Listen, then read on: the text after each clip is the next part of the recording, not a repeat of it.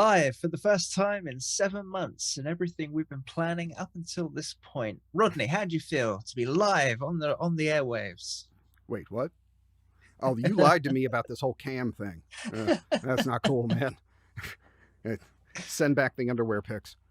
Uh, no, Frankenstein's monster is finally up and moving here. So, greetings to Rodney and Alfie talk metal and other Episode stuff. number 1, finally. Yeah, absolutely. So this is going to be a lot of fun, I think. So quick update, and the business for the channel here is going to be that this is going to be a weekly podcast. We're going to be out on Wednesdays, and although we're doing this live on my channel and may switch back and forth and do it on our individual channels, the main channel is down in the description, and that's where you're going to find the pre-recorded episodes going forward. So make sure you subscribe to that one, jump on there, and that's where you'll find all the future episodes. And coming up very shortly, because we're going to catalog on YouTube first here a few episodes, we will be available soon on iTunes, Apple, all that type of stuff. So you can listen to just audio and stream, although I can't imagine why you would when you have Alfie to look at. I mean, look at the man. Oh, we got to talk about the pink elephant in the room, where I have a huge. Can we swear? Are we allowed to swear? We didn't decide. For it. Okay, I got a huge fucking sty on my eye. I just need to point it out in case you're wondering whether I had a stroke or I have lost the fight of a bee. It's a sty, and I don't know what you're talking about looking at me all night. I think we'd rather stream the audio for today. But anyway, yes, we're here in Technicolor. We're going to continue filming this in video, aren't we? Yeah. Well, the video version will always be up on YouTube, and the audio streams will be available on all the other platforms. But yeah, and if you want future episodes without the pink eye here, just remind Alfie that you don't praise Nickelback in my presence. In any case, but all the business out of the way, thanks for joining us. Be a lot of fun. So we're just going to bounce a couple random topics instead of having an overall topic and just talk some metal. So I'm going to toss out an opinion, get Alfie's reaction and thoughts on it, but something especially since I just got tickets to see Testament, Death Angel, and Exodus. And awesome. It struck me that this is probably a tour that I saw when I was 14. And it really kind of makes me go, why is it these older bands and these founding bands still seem to be not only relevant, but like when you look at the new Flotsam album, the new Exodus, they're top picks in a lot of metal mags right along the newer kids. You didn't used to see that as much. 80s, 90s, that type of thing. It was like once a band had kind of gone over the maturity hill, they just weren't competing. But these guys are putting out stuff that's every bit as ferocious still and every bit as relevant, and critics and fans alike seem to think so. I have my own thoughts on it, but I'd be curious to see why you think that phenomena is still going on. I think right off the bat, number one, they've been doing it longer, so they're better at it just by time itself. But also, just in my opinion, the subculture of those sort of bands was much more of a lifestyle. It was much more hardcore and prevalent. Like these days, subcultures are much more dispersed. Everybody's got their own niche and genre that they fall into. So it just sort of feels to me like my immediate reaction, they've just been living it and doing it for so long. Why change it? And they've just got better over time. Whereas I think nowadays, many artists are just trying different things over different albums. I can think of Papa Roach, for example. Brilliant back in the day. I have no idea what the hell they're getting up to these days. Their albums are just all over the place. It's EDM or whatever. But yeah, to your point, it's just, I think these bands have just lived it and they're more persistent with it. I get that. Yeah, I would definitely agree there. I think there's something to be said, and we talked about this in an episode that's going to debut on the channel here shortly. We have a number in the can, so there's more than enough ammo to keep you guys busy for a bit. But uh, I think a lot of it comes down to, too, this thing about when these bands got started, there was a big barrier to entry. So only the best ones made it through and had a career. And two was they didn't think they were going to get famous doing this stuff. So they learned to write in a very visceral and aggressive way that bands now that maybe are based out of bedroom producers or are more worried about the popularity or the pop element of what they do, they're not going to have that screw it, just throw down Mm, aggressiveness that maybe some of these older guys have. And the ones that have been able to keep that lesson have, kind of pulled that into even their later parts of their career. Like uh, I was actually listening to it this morning. I was listening to Blood in the Water from Flotsam, and it really did strike me that I just went, this could have been off Doomsday for the Deceiver, off their first album. It was, it you can maybe take a shot at it for not being that different, but I actually felt it was even a little heavier. mm. And it's like these guys have just gotten more visceral, you know? The later Testament albums, I think, are heavier than some of their earlier ones even. Death Angel, I think their best work has been their past like 5 albums. Just absolutely savage stuff. So I think you're definitely onto it with them refining their art and their skill, but at the same time, again, I don't think they had that, hey, we could actually get famous and get women out of this. So they just played ugly and they learned how to just throw at it. The last piece, and I'd be curious to see if you agree on this, is I think that they came up in an era where when you wrote music or wrote songs, that's what you did. Like you didn't have all this distraction by crap that, they're not checking their phone or playing a riff for Instagram. What do you guys think? And all this other garbage, and having public consensus come into it. That they wrote what they wanted to hear at that moment and what was going on in their life. And they probably didn't have a TV on and a computer on and all this other shit going on that's pulling them away from 100% focus. And that leads to better songwriting, more focused ideas, that kind of thing. Uh, so you think maybe that feeds into it as well? Yeah, I think there's an element of that. And it's interesting how you mentioned that when you're rehearsing with your band, you're familiar with how it sounds in the room, but your fans will be more familiar with how it sounds on tape as a record. Mm-hmm. And if obviously if you're showing people what's in the room, you're giving off different feel about that song. If you know what I mean, you're not Mm-hmm. seeing the final product, you're seeing elements of it, and they might be dirty and ugly, or some people might like it, but it's going to be completely different from the final product you put out, which really skewers that expectation. It's sort of Mm-hmm. like behind the scenes, if you know what I mean, rather than here's the complete package. What do you think of this? Or do you know what I mean? Sort Yeah. of spoiler, maybe an audio spoiler in that sense. Yeah, for sure.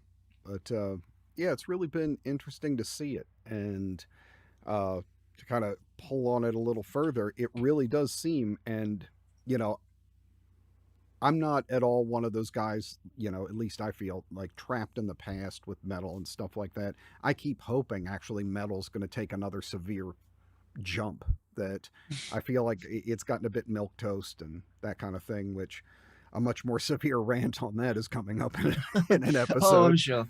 No, it's actually we did one with a guest where I went on about a 6 minute straight stream of damn near screaming. But, uh, it's I think this thing of, well, what I was saying is I'm not stuck in the past with what I'm looking for, but I still feel like a lot of the vitality pushing things forward is coming out of legacy acts, and I think it's because also they came up in an era of having to prove yourself in front of people continually. You can't Yes. airbrush yourself or post your 65th take of something once you absolutely nailed it or something. It's, did you do it or not? Another example would be I went and saw Prong and Overkill I mean, these guys, there are venues that have been built around where those two guys were standing. It's just, and they crushed it.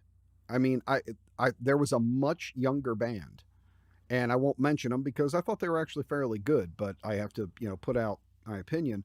There was a much younger band, guys obviously in their early 20s and stuff, that opened that show. And when Prong came out, they stomped them. And Prong is three guys, one of them chained to a microphone half the time singing because they're a power trio. And you would never have imagined that there might be an almost 35-year, 40-year gap in between these guys' ages. There, again, it's that thing of like, when you're a bodybuilder, even at 60, if you're Schwarzenegger, you're still going to have that figure kind of cutting through, and you're going to deliver a harder punch than some of this stuff. So I'm hoping the new guys make a jump with that. But yeah, I think road tested is, unfortunately, because of, how things have been lately and the isolation and just the way culture has changed. It's become more about how does it look than how does it sound. And I think the thing that tells me that across not just metal, but all genres, the final point on that is I went to see Gary Newman. Okay. You remember the guy who did Cars and stuff like that? Yeah. And he basically is the archetype for Nine Inch Nails later. I mean, his later albums, if you're into metal, but like kind of gothy or synth stuff, check out Gary Newman. His last album, too, is absolutely killer. Heavy guitars in it, great stuff. I didn't realize he was still making albums. Oh, yeah. That's surprising. Yeah. Again, his last album, fantastic. His best one in a while. The videos for it. There's a video for a song called Intruder. Visually, one of the most inventive videos I've seen in a long time. It doesn't go off the old tropes of, we're in the woods, and then there's, some kind of horror thing, and then the band's playing with no amps in the woods. And okay. I like a good landscape as much as anyone else, but guys, let's rein it in from Ranger Rick status here. Can I just say on the point of videos? Oh my God, I've been looking at Mudvayne videos. They are god awful. Like their videos are cliche new metal. Yeah. Oh, just like I love the music. The music is great. Don't get me wrong, but the videos god awful. Anyway, sorry, carry. I had to drop that in there. No worries, but even if you just appreciate it visually, Intruder's a fantastic video. All the stuff he did off his last album, the videos are great. And I saw him at a small club. They had to reschedule because of the disease that shall not be spoken on YouTube. But, so it was a much smaller venue, and, I could have reached out and smacked him in the head, basically. And this guy, I mean, how old has he got to be now? He's got to be in his late 60s. 60s, yeah. And that band crushed. I mean, he was as active, like I was getting tired watching him. Has this whole weird dance, occulty weird thing going on that he does, and it was great. And it tells me that it's not just a metal thing. There's a transformation in how music's been delivered, and it's having an effect on the musicians. That being visceral and all in is, a smaller commodity these days, and it's affecting what we hear. So, Young Guns, for the love of God, be offensive again. I just want to add on one final point before we move on. Do you think because these guys have been around for so long, with the advent of new technology, they've kind of got a much bigger arsenal to put their vision forward? And I just wonder what the difference is between the people who started performing without all of our digital technology and newer bands that have all of the digital tools in their bedrooms. Like, I just wonder if that, do you know how like you and I growing up, we had part of our life without the internet and then the internet in our lives now. It's kind of like that, but with audio technology. And I wonder if it's the same sort of thing. They know their roots, they know how to use their instruments, but maybe younger generation now leans on technology a bit too much for everything. And I just wonder if that's something to do with it.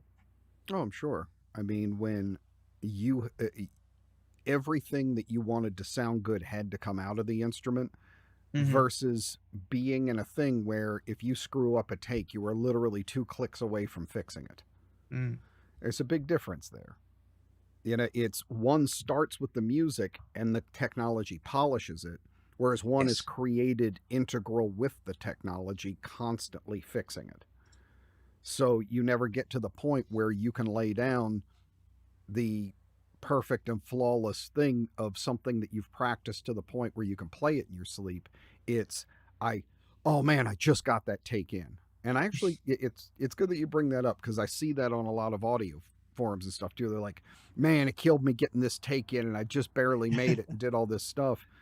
And I remember going into the studio or bands around where it was like they're bored because they're like, I wanted to do more to the songs. I've played this so much. It just wasn't a challenge. I've been playing this song for a year and I'm finally throwing it to tape. So, yeah, definitely the hybridization of performance. I think we're getting to the end game of it, and the verdict is maybe not the best effect. So, No. what's on your mind, man? On my mind, let's see. Well, I just wanted to say, just to tail off that conversation, we've picked a handful of topics we want to share today. We do plan to revisit them, I think, in the future, won't we? With this, the old and the new technology and all those things. So we will come back to these topics again in the future. But for today, we want to give you a bit of a smorgasbord of the stuff that we want to talk about. So on my list, I've been thinking, right, I've got a handful of bases, and I just wanted to get your take on how much gear is enough, right? Looking at you and looking at your current frame, right? Compared to me, you have a bunch of lovely gear around you. And do you ever have, and I'm asking you specifically, do you Mhm. have ever have a limit in your mind where it's enough? Like for me, I can't justify buying another bass or a piece of equipment without a specific use to it. And I'm really, I don't know. I just wanted to see what you thought about that. So what does that, how do you feel about that in first impressions? Uh, yeah, for sure. It comes down to I think what kind of player you are. Like I have a lot of instruments, uh, and this is nothing. Uh, and some of them I have just because it's gluttonous. But I mean, if you followed me on Facebook or something like that, or on my Reverb thing or something, I sell off stuff all the time. There's an always refinement process of me checking out pieces of gear, finding what I do and don't like. Is this where I want to settle? But I I do a lot of different things, especially because I have the combination of teaching and performing and doing side gigs and doing my own stuff. There's a lot of different demands, and since I have, thankfully, at this point, the luxury of having a number of different instruments, it's an advantage for me. Like most of the reason you see these behind me, they're guitars. Every one of them is in a different tuning. Right. And it's like having a Floyd Rhodes bridge, I don't want to be burdened with setting that up every time I do it. Having Mm. one in drop C, having one in D standard, having one in a baritone in B standard, that type of thing, then, that's a big advantage to me. So there is a reason for the stuff I do and the amount of instruments I have. And I can think of maybe one or two guitars I'll probably let go soon because I've gone like, I'll pick like two or three for a specific function, find the one that fits that function the best, and then I'll let the other two go. Uh, but I know what you mean about it too. I also know guys who are very meat and potatoes players who actually, in my opinion, should own a bass, and they'll just hoard them. And I'm Hmm. like, why are you doing this? Like, they're like, oh, my baby, I keep her in a case under my bed and stuff. I'm like, okay, not only do you sound like the BTK killer, but uh, why? Let somebody play the thing. It's not some, weird hidden treasure you have, like, some kind of stalker. So that I don't really approve of. Gluttonous gear because you can doesn't make sense to me. Having a lot of gear that has a purpose because you can, I'm absolutely thrilled by, and I will Yeah. indulge it every moment. So, Yeah, I think maybe that's the key point of that. If you have a specific reason for that gear, it sort of gives you that validation for it. Like for example, for me, I'm not teaching, I'm not in a band. It's purely casual and for my own pleasure. mm-hmm, So to have like loads of loads of gear and pedals, it doesn't make any sense. And like you said, it would be gluttonous. Um, and even in that sense, like as a casual player, where is my limit without stepping into that gluttony? So yeah, mm-hmm, just and actually in a funny kind of take of that, a couple of years ago, I was wondering whether consumerism was the answer. Where I thought maybe I should buy these things and sort of like adopt it as my personality. Like I'm this person, I have all these things, and this is who I am. Do you know what I mean? Like mm-hmm. just kind of using consumerism as a crutch to fill the gap. I never did that, but it was something I considered, and I can see like I think you've spoken about it loads of times on your channel about people buying pedal after pedal after pedal with no reason. Yeah. And like I said, I've kind of avoided that because it doesn't have any legitimacy to what I'm trying to achieve. Well, and that's glad you brought that up. When you expand it out to things like that, it kind of my verdict on that when I would talk about it was that you should have a starting place. Like I know my sound. I'm insane about it. I am a sound man's worst nightmare. I just, if it's off, like, no, I don't think you understand. There's a tiny bump of zero point 0.5 around 800 hertz. And if you don't dial it out, I'm going to have to kill you. I know, like, I know it that well. And so, but I start there and I go to find things that make it easier and add something even better to that sound.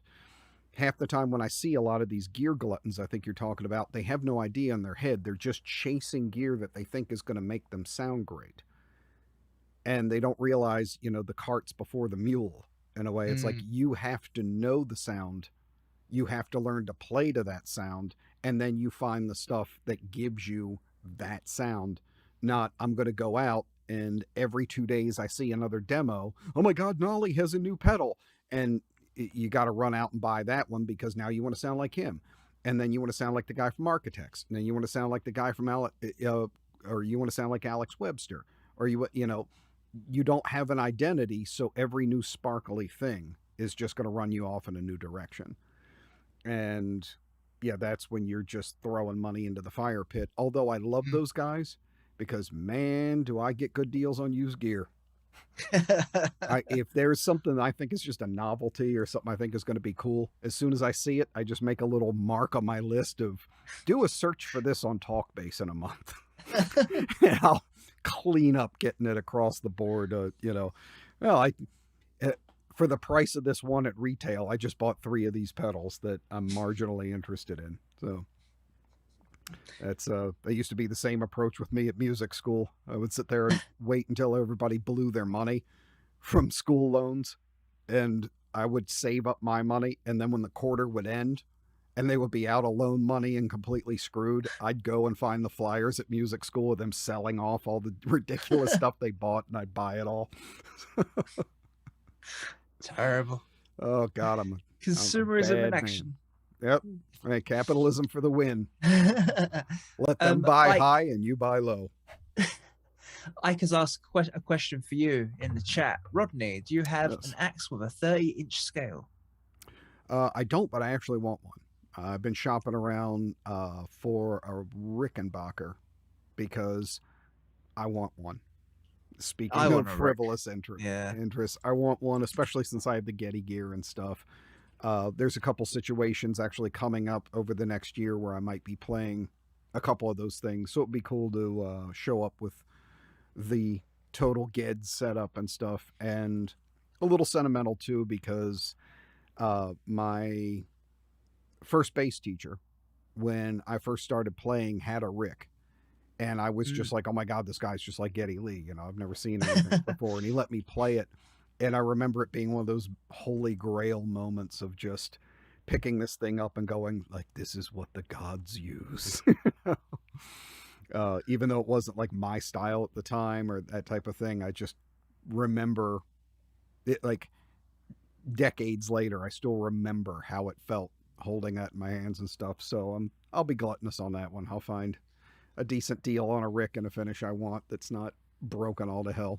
So, The walnut ones are really gorgeous. They're a really oh nice yeah. color. Mm-hmm. Just although just bricks generally, they just look nice. They're easy. Even if you weren't a bass player, you would hang it on the wall and it still look good. It's just a Mm-hmm. beautiful instrument. Love it. Yeah. Yeah. There's nothing bad to say about them. No, And no. it just occurred to me since I happen to know Ike in there and he's talking about an axe with a 30-inch scale. He may also mean guitar because we've talked baritone before. If you are talking baritone, I do not, but I do have a 28 scale. So there's that. Mm. Guitar. Yeah, Mm. that's actually I think in the background somewhere, but it's Well, a Chapman I baritone. I don't even pay attention to guitars. What are their normal scale lengths? Uh, it'll either be 24 and 3/4 is the Les Paul scale, and more Oh, that's commonly right. Yeah. 25/5 is going to be standard Fender kind of established Yes. length. So, Yes. I had that in there somewhere, but yes, thank you for reminding me. well, speaking of guitars, since that will be part of my answer, throwing another topic back at you, what do you feel about the state of metal bass currently in like its modern iteration? Um, I feel like it's really like follow the leader. There's no there's not much creativity with bass lines. I think I remember saying this in the past. Like you had players like Bob Daisley who were all over the board and doing their own thing, but still coherent with the song. And these days, it's just just playing the root note of things to a degree. I mean, hit or miss, right? Mm-hmm. But there's no personality in bass anymore. Like I can't think of any current band whose bass player is, you know, the main famous person in the band. Like you would have Lemmy or Mm-hmm. something like that. There's no one like that I can think of off the top of my head. Yeah. So I just feel like there's a it's stagnant, and but on the flip side of it, not even guitarists have the same sort of notoriety anymore. That sort of rock star image has sort Mm-hmm. of disappeared. So I don't really know where the main focus is. It could still be the singer, but it's just Mm-hmm. I don't know. Right? So going back to your question, metal bass is for me, from what I've been listening to, just really vanilla. It's just not inspiring. Gotcha. I don't know how you feel about that. Yeah, I feel the same, and I feel like I've whittled down kind of where the issue is with it. Um, and I think since we have gone into what we were just talking about, the era of the bedroom producer, uh, the bedroom producer being 99.99% of the time a guitar player. The guitar Mhm. player producer thing is the big thing anymore. Yeah, That they write from a perspective of guitar just fills every hole. yeah, And it's kind of like they start with guitar and drums and then they just add bass to make their guitar sound better. yeah, It's used as a production tool more than it's used as a separate instrument. So when you wind up with players who are going to play those parts, you wind up with basically somebody who plays bass like a guitar. That either hmm that's the way they play because they were a guitar player that still wanted to be in the band, or it's this bedroom producer who wrote the parts this way. Uh, the other part of it being it's established that style because there are some virtuosic, players out there. Uh, I can think of like, say, obviously, uh, the guy in Archspire, uh, He's impressed me a lot. Evan Brewster. There's a number of guys out there really doing it. But for the most part, when I listen to it, it seems like their heroes are guitar players less than bass players. Like Right. when I uh, when I hear tapping come out of them, a lot of the times the tapping is done in sync with the guitar. It's not like the bass is doing a tapping part and guitar is playing over it. Half the time it's just playing with the guitar. So again, it's just filling out this thing. And it's a very guitar centric type of thing. Like when I see one of these bassists doing a tapping part, I can tell whose style they draw from. And it's always a guitar player. You know, like I don't see guys borrowing from Sheehan anymore. I Hmm. don't see guys borrowing from Victor Wooten or Stu Ham or, you know, any of these bassists who have a different approach to tapping. It's a very guitar driven type of thing, you know? And so when you get that, you're just getting a low tuned guitar. Yeah. The whole style of it, the whole, you know, the affect of it is just be a guitar player that plays low.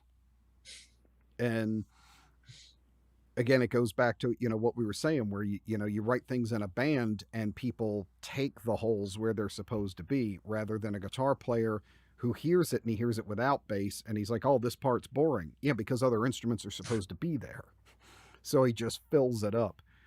But yeah, I think the easy statement for me to get down to it is that I hear a lot of bass guitar. I don't hear a lot of bass, Right. if that makes sense. Yeah.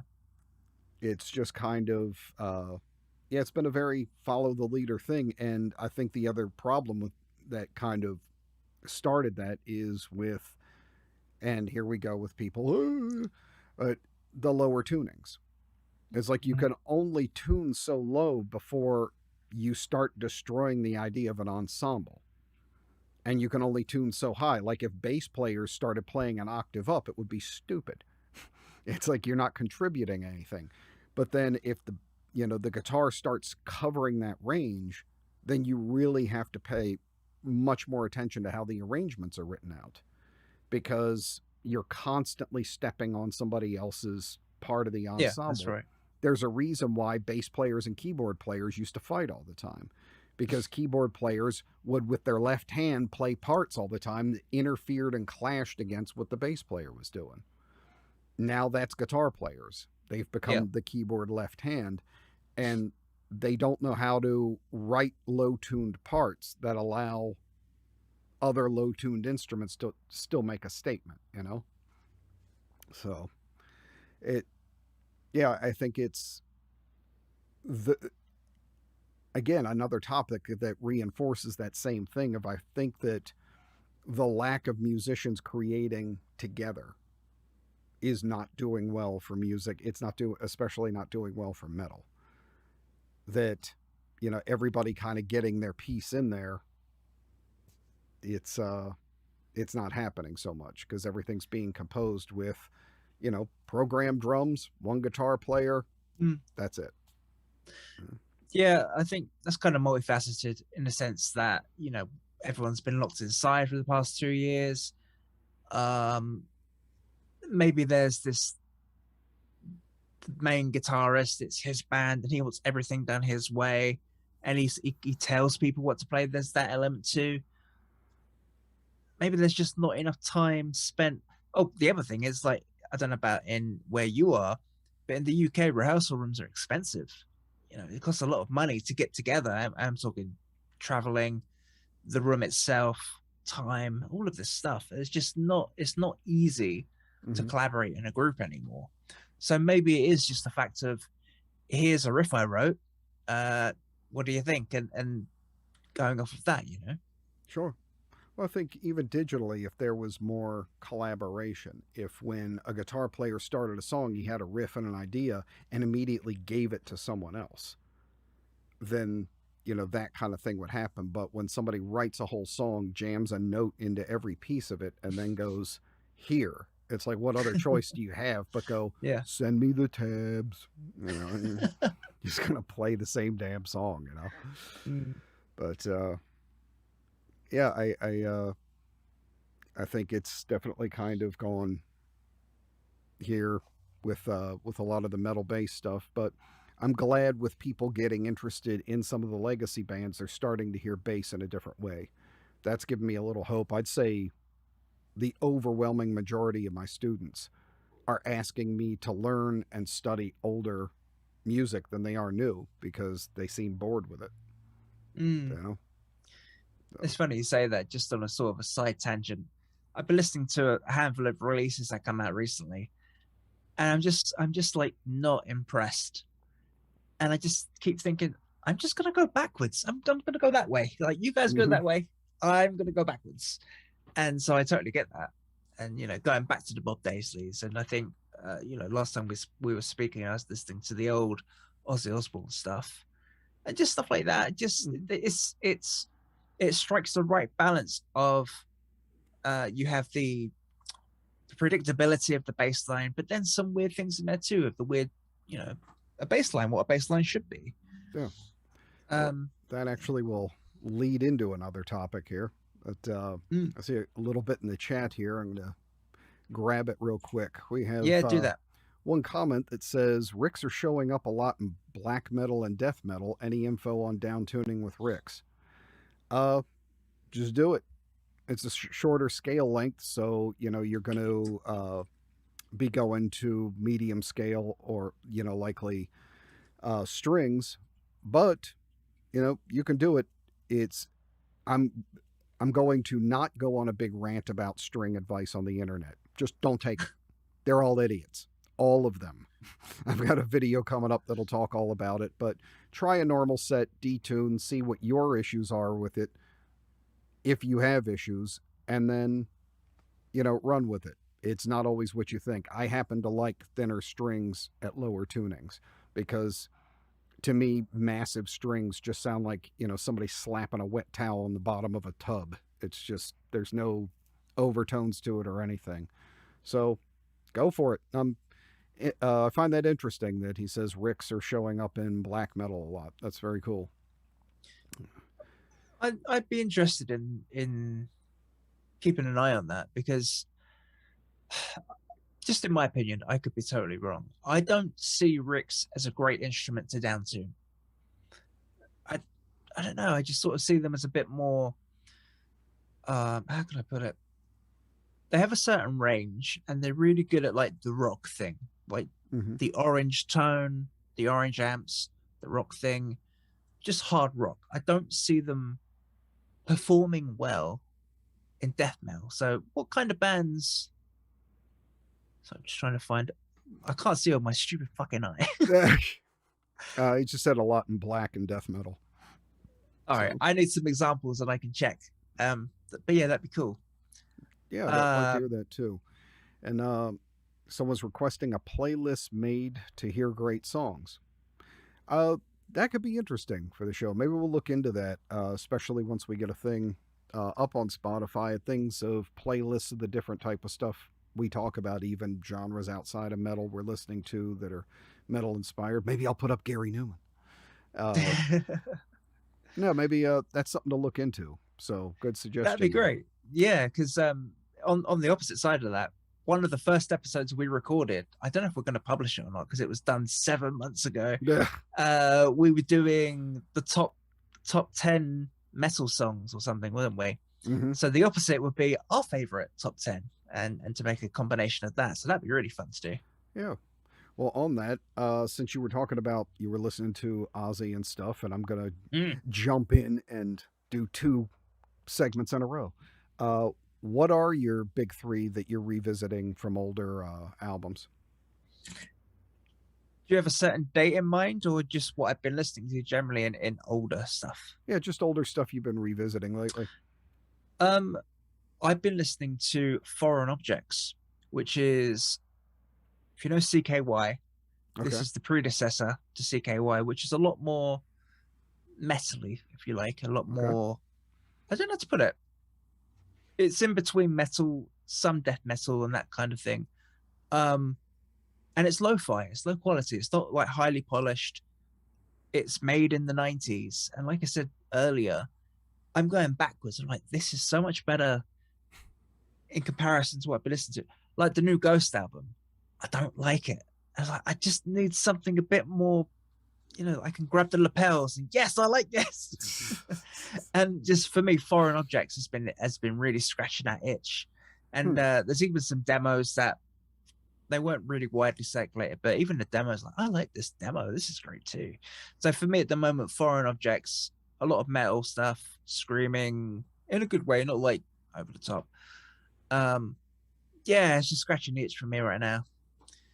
Okay. Just thinking anything else I've missed. Metal stuff. Oh, and Pantera. I'm listening to Pantera every morning. I've got like the best of Pantera on when I'm doing my exercise in the morning. I can't think of anything else I'd rather listen to than Pantera when you're jogging because it's just the right tempo and feel. It's perfect. So yeah, Mm-hmm. Pantera and Foreign Objects for me. Gotcha. What albums from Pantera are you doing? This is the greatest hits. The Reinventing the Steel. Was it the so Reinventing the Steel was one of the albums. This was a compilation one. It's funny. Revisited a little bit myself, but what was it? I was on Southern Tranquil. Mm-hmm. I was listening to that because that one just kind of slipped by me at some point where it was like I was aware of it when it was out, but I just wasn't in kind of the groove metal thing at that Yeah, point. And I thought that Phil's voice was suffering a bit at that point, and it just wasn't appealing to me as much. But they're all good stuff. Uh, let's see. As far as going backward, I've been listening to Dio. okay, cool. I mean, the last in line it's a no filler album. Period.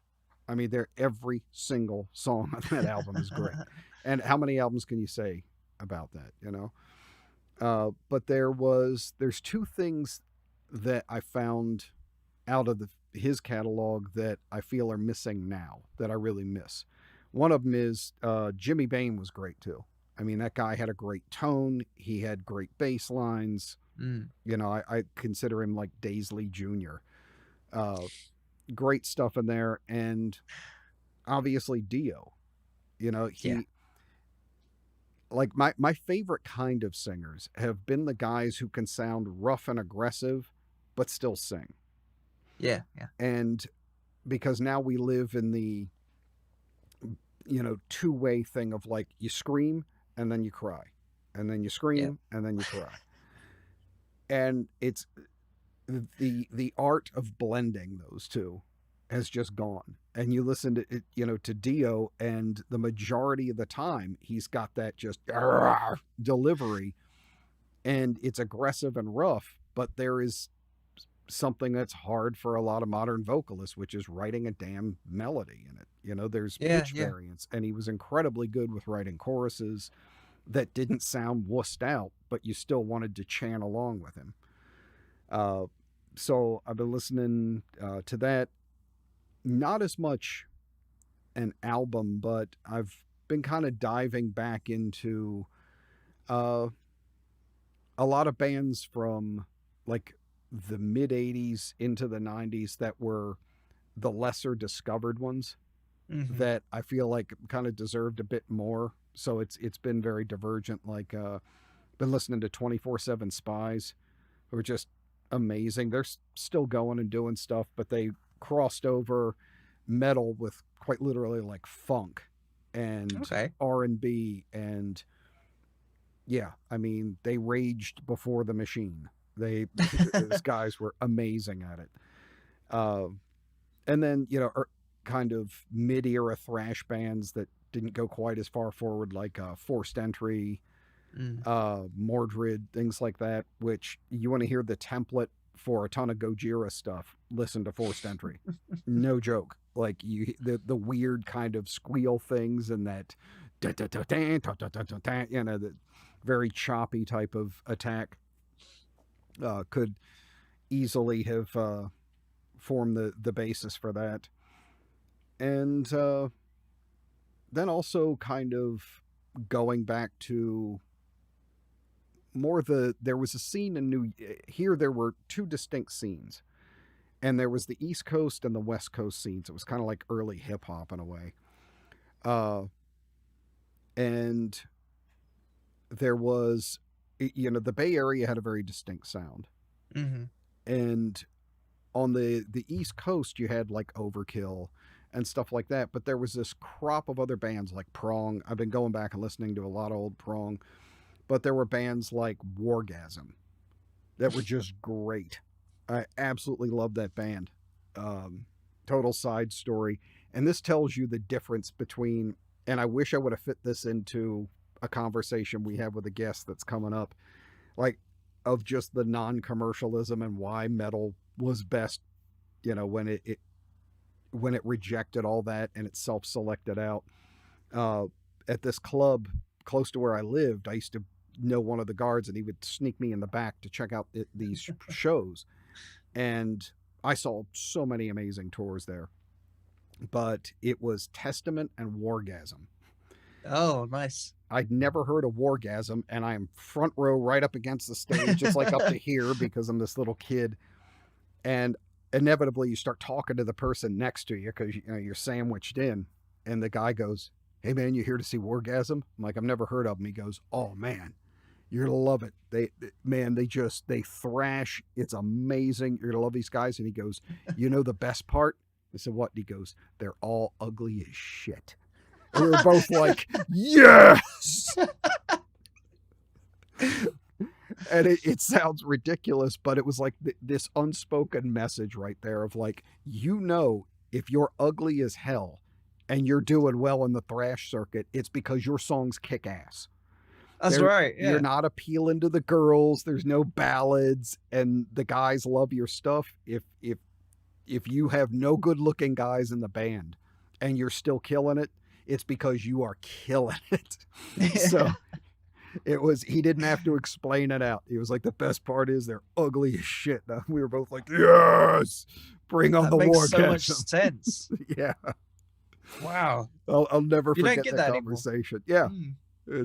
It's always like, "Oh, did you see their outfits and guitars were so cool?" These guys didn't give a shit.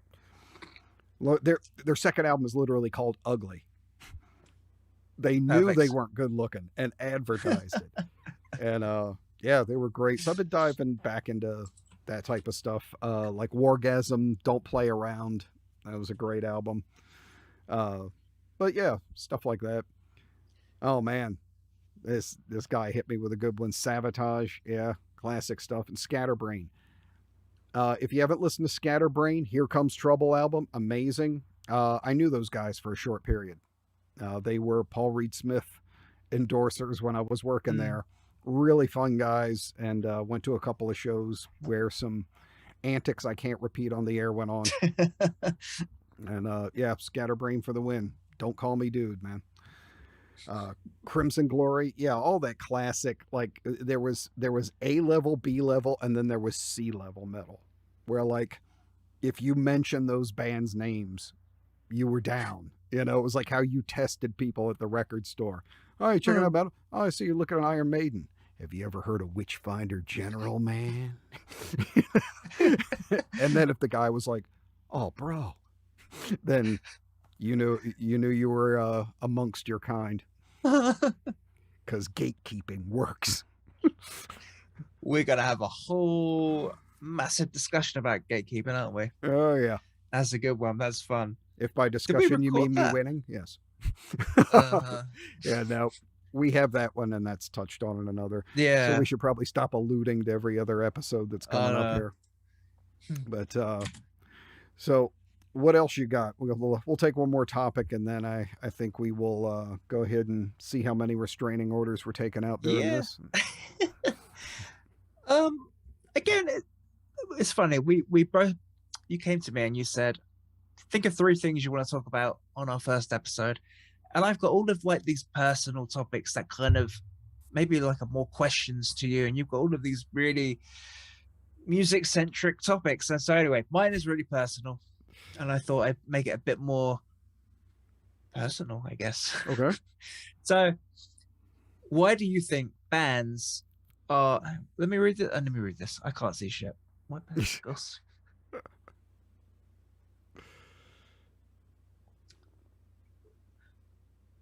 What are your thoughts on a band being a gold sink, unless you're super talented or have a gimmick?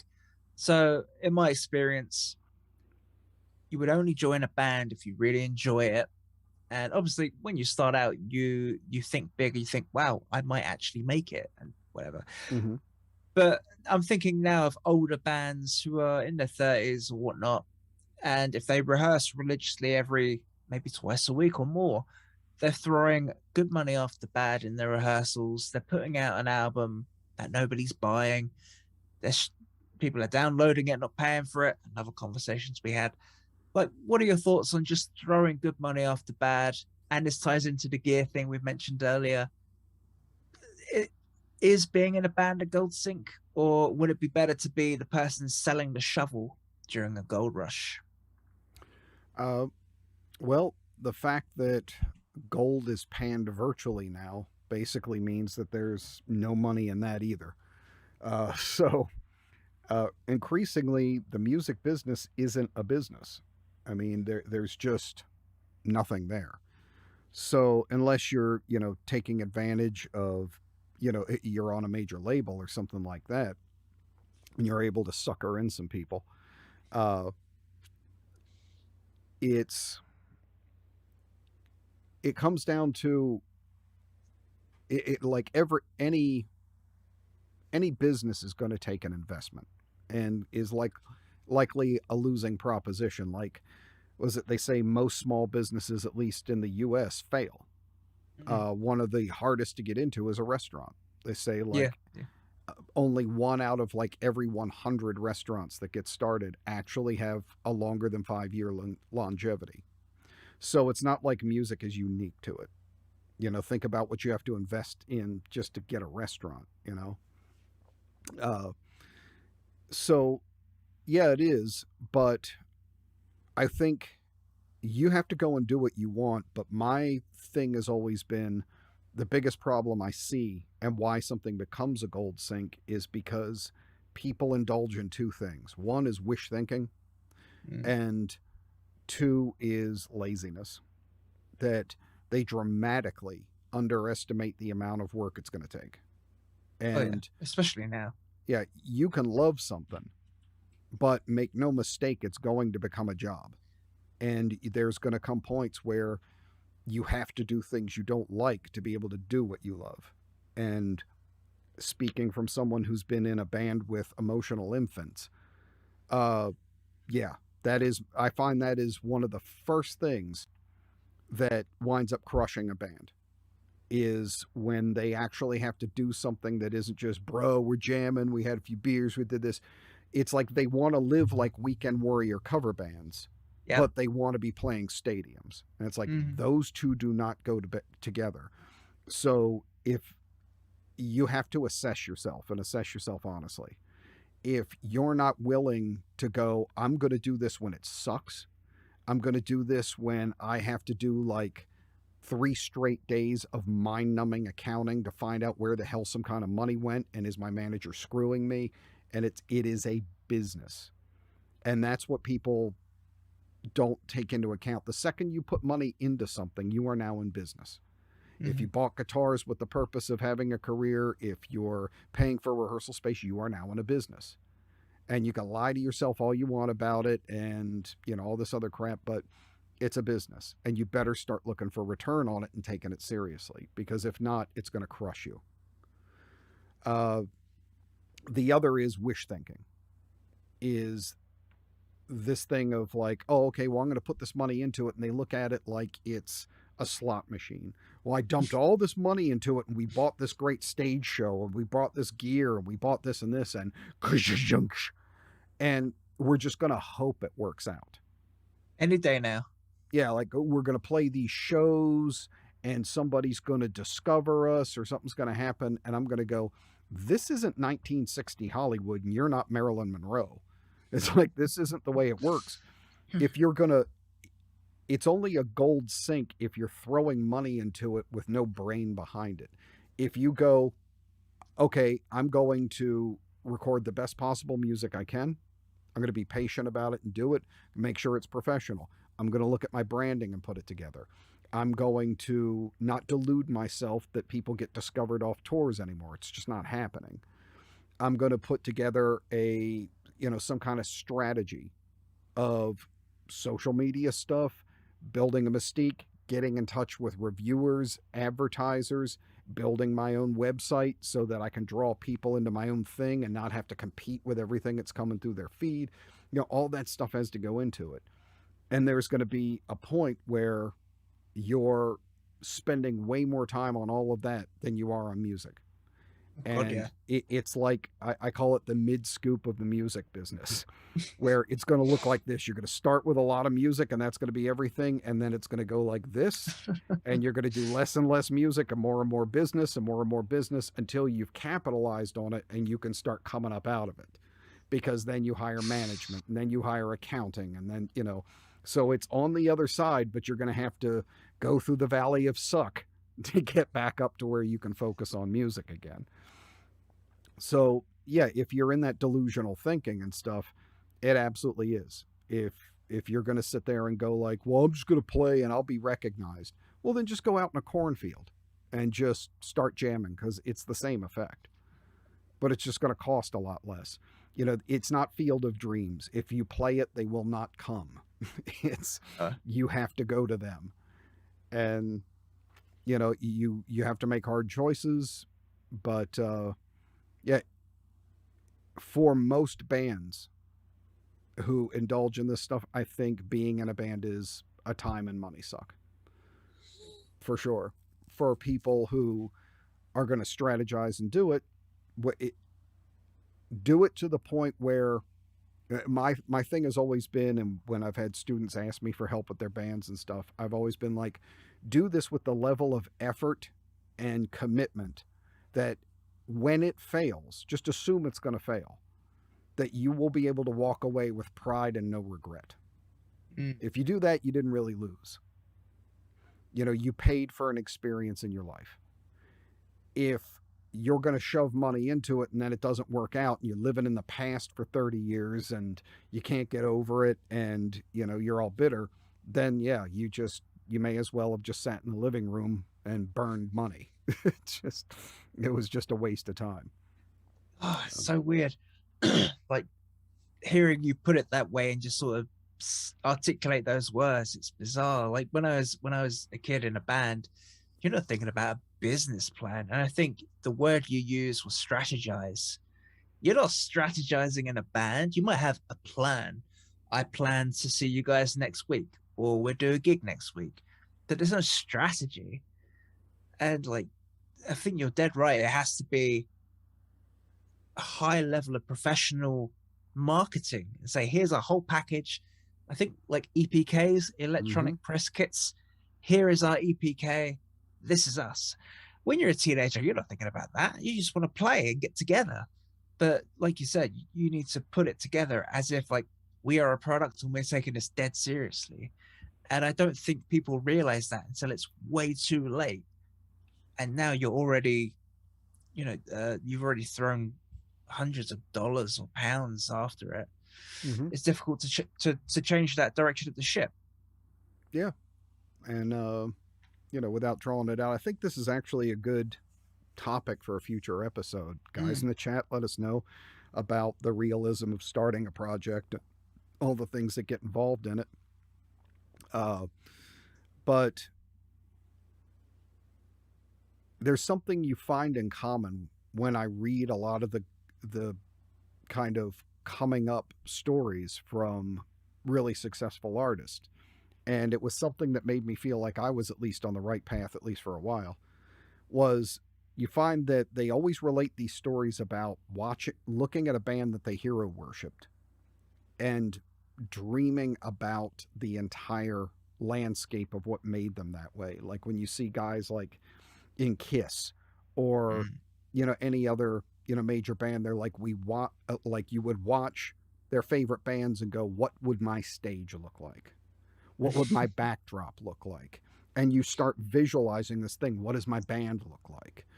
How do we, what are the outfits? What are the guitars? Like every little detail that you just start implanting in your head until that becomes, okay, now it's not just I'm going to jam, I'm creating that thing. Mm. Like you need a necessity thing. In one of my Metal Based Monday episodes, I talked about whatever you do in your playing, your performance, whatever, the most crucial part of it is having a mission statement. That before I sit down to even write a song, I'll write down notes on it. So to this saves so much wasted time. Is I'll write out like, what am I trying to write? What is my mission statement? Like, what am I feeling right now? Sometimes I want something brutally heavy and just, I want Godzilla to stomp through the speakers. And sometimes I want hyper fast. I want a lot of licks in it, stuff. I will write it out. And then I'll give myself like a list of 3 to 5 of my best examples of that type of stuff. Like what songs are like this and my references. Because you can get off track so easily. Oh, I came up with this riff, blah, blah, blah. Now you've got 19 half-finished songs all over the place because you wrote one riff that you think is going to go in each one. And then you just, you're sitting in a room of half-finished crap and no songs. And that kind of keeps me in check. If I'm sitting there writing, I may come up with a riff, click into the riff bin. That one's not for now. Keep going. And it also gives me a constant high watermark I'm always aspiring to. Like if I write this song and I get through it and I go back to my list and I listen to them and I come back to my song and I go, oh, hell no. That's just way too weak. Then I sit there and go, why? Why isn't my song as good? Because their riff is better. Okay, how do I fix my riff? Because their hook in the chorus is better. Then I got to come up with a new one. It's, creating something where you're constantly comparing yourself to a template for achievement on something. And even surprisingly out of band you wouldn't think. Like just thinking like that, I can remember a story, or not a story, but an interview with Axl Rose and Slash. And they were talking about what a big hit Sweet Child of Mine had become. And they were talking about it, and they both started laughing about how they had songs like that and they had gone through them. And he said, basically, you're always going back to Stairway to Heaven. And he said, and you just keep trying to outdo that song. He's like, when you write a ballad, he goes, it's the best ballad of all time. And he's like, and every time you finish a song, you're like, nope, didn't do it. But you do the best you could with it, and that's your stairway for this album. And then it's for this one. But you can see that thing, that intention and that focus of even a bunch of, drunks and heroin addicts and all this other stuff. The reason they rose above that is because they knew what they wanted to be. We want to be an Aerosmith style rock band with some Zeppelin thrown in and a great ballad per album. Done. And they became the biggest rock band in the world for a while. So I think that is an approach. I find it really fascinating, and I can see it working. And in normal everyday life, to have like a laser-like focus on a goal or an outcome you're trying to achieve is really useful. So yeah, of course that's going to work in a musical situation too. But the way you described it felt like you're taking away from the spontaneity of music creation. Just like, I just want to sit down and jam. Oh, look what I came up with. And like, do you not feel it takes away from the improvisation? That's fine.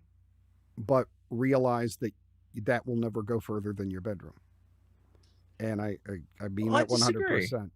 Because if you're just going to jam and do that, but that's the thing, you have to at least have a momentary focus. I'm telling you, dude, I've watched a million bands get sucked under because of this. It's a meandering. Jamming is for fun. Yes. Okay. I can jam all the time. But if I need to write an album, I've got to get my focus. Oh, well, that's different. Yeah, if you need to focus, then you have it's like it's a focus. You're literally exercising that part of your, you know. And that's the thing. It's, getting that thing down of I don't feel every form of music at the same time all the time. I can narrow it down a bit. If I'm in an up tempo mood, like I said, I'll sit down and just start jamming out. All my riffs are going to come out like that. I've never sat there and been like just frenetically playing speed and then all of a sudden doom riffs start coming out. It's not like that. So I'm going to keep rolling through it until I come up with what I think is something good. Mm-hmm. And then that's where it starts. It's like, okay, like I said, I don't want to drag on because we can do a whole other topic, but I've talked about it, like I said, in some episodes before too, of I listen to it and I go, what riff is this? Is it a verse? Is it a chorus? Is it a bridge? Like, what do I have here? And then, okay, now it's plugged. That's piece number one. That's the brick. And having inspiration for creating doesn't have to just come out of mana for heaven and from heaven and stuff. You can use what you were first inspired by to be inspired again, because then I can sit as a listener, not a player, and hear that part back and go, and what comes after? Like, what is it I feel like needs to go there? And if I'm stuck, I can sit there and go back to my list and go like, okay, here's a part that's like this. What did their song do? Why did that work so well? And, so you're getting this kind of consensus from the best of all things of like, what do I want to hear? What did the players I love do? And then now you write the next part. And you don't just wander off into 5 other songs land. You keep your head in the game. And as far as what's enjoyable, sat down and finished top to bottom a crushing ass metal song that I will smack every person in the face with and have complete pride with over wrote a bunch of riffs. I don't know what I'm going to do with it. I will put that over that every day of the week. I see the utility. I do. I genuinely do. I just feel like because I've never constrained my musical direction like that. You're literally putting rules around it saying, I'm going to do this with music. And I've never thought about that in music. There are rules. Well, the irony is, and this is a proven psychological thing, is too, if you want to become more creative, set boundaries. Yeah, totally. I agree.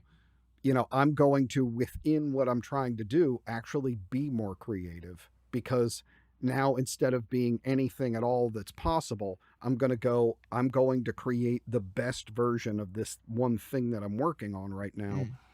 And I'm going to come up with variations on it, trying every possible thing that I probably wouldn't have thought of before.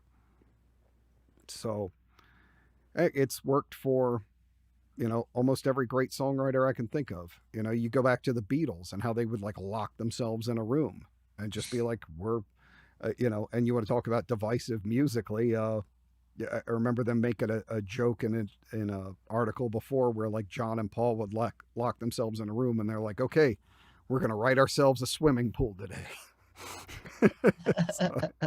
Because they were going to write a song so good they could buy swimming pools for their houses out of it. So. But I think, we're getting into stuff that's more episode worthy and things. So we've covered a lot of ground. Yeah. To one person here, a friend from Brazil, just to pass off, are we going to talk about fast styles like grindcore, hardcore? We're going to cover all that type of stuff. The podcast is going to be weekly, and we're going to have features on the business, on music, on extreme metal, on just about anything you can think of, because we got a lot of content to cover. We do. Absolutely. I'm just going through these as well. Let's see. Is there any other comments you want to pick out? I'm just seeing. Let's see here. I think I've got mine set to top chat, which isn't helpful. And I've got to move through about 3 screens here. Let's see. I wanted to pick up on, where's it gone? From Evian, who mentioned quite early on in our stream He has two pedals, the Boss GT1B and the B7K. I quite like those multi-effects pedal boards. I mean, they're quite good to just have everything all in one package. I have to say that I don't like Dark Glass. I can never get behind their sound. They sound a bit too fizzy for me. Right. But Chris from the Bass channel suggested that I try the tube one, so the analog one. I can't remember what it's called now. A bit more of a vintage sounding one, which I do have to do. But yeah, just I don't know. Dark Glass just seems like another one of those zeitgeisty things at the moment. Yeah, I feel bad for those guys in a way. You know, it's kind of like how Affliction must feel about their shirts at this point. Yeah. It's just been adopted by a specific crowd and beat into the ground. But kind of why, you know, I use the Tech 21 stuff. Yeah. But yeah, it really, at the end of the day, it's, you know, start with, like I said, start with your sound and go from there, rather than the pedal that has a sound and trying to change it. None of my thoughts on it. I get the feeling you could probably take a Dark Glass and get really different sounds out of it other than what everybody else is doing, because they all seem to be working off the same template. And that's pretty shameful. So, but in any case, I think we'll go ahead and wrap up here. But thank you all for joining us. I hope you enjoyed the Scattershot episode, but we just wanted to introduce you guys to what's going on here. And we're going to have more specific topics and a couple of guests. Yeah, definitely some very cool stuff. We're going to be having guests on a somewhat regular basis. Some of them may surprise you, and some of them will definitely, well, all of them will be definitely worth tuning in for. So don't forget to subscribe to the channel. Link down below. There's already another episode up over there. So, and that's a different channel, isn't it? It's not just yours or mine. It's a special dedicated channel. If you've just joined us and you missed the beginning, we have our own channel, don't we? Yes, our we own do. podcast. Yes, absolutely. So and that'd be in the description. Yep, that's linked down below, and there's a discussion about the revival of nu metal already up. There'll be more coming up and new episodes every week. So, all good in the hood with that. So, again, thanks for joining us. We're going to go ahead and wrap this one. And it's nice to see you all. Yes, it's lovely to have at least a handful of people come and share this with us. We've been working on this for 7 months, haven't we? Yeah, months and months of recordings, and you wouldn't believe how hard it is to make a live stream. Yeah, no doubt. Thanks, everyone. And thanks to the international friends, Brazil, Germany, all you guys checking in. Love it. More to Great come. To see you. Absolutely. So brilliant. Thanks, guys. We'll see you on the next one. Take care. See you later.